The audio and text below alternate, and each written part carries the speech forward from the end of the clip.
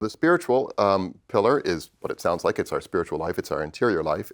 It is really that fundamental calling that we each receive in baptism to holiness, to become saints. And so it's the unfolding of the baptismal grace, really, fundamentally, is what the spiritual pillar is all about. And so what does it involves? It involves developing life of prayer. It develops, bringing children to the sacraments, forming them to receive the sacraments well.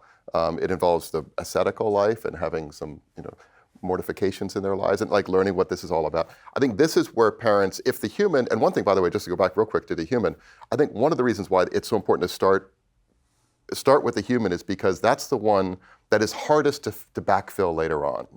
Yeah. It can happen, but if you don't learn how to be sincere, you don't learn how to deal with authority, you don't learn how to listen well as a child, it's going to be harder to learn that as an adult.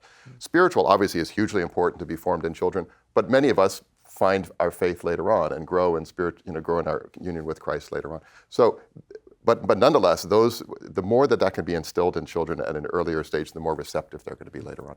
I think this is one of the areas where parents not just lead by example, do what I do, but children will know if your relationship to God is one that is oppressive and kind of, sort of mere blind obedience without an understanding of kind of personal interior flourishing, whether parents really understand themselves to be sons and daughters of God, right? The children will pick up on that almost by osmosis. When dad is kneeling there before the Blessed Sacrament, the kids will know if it's just performative or not, right? Right. And so the more that parents can internalize their own faith, the more that they're going to be obviously able to convey that.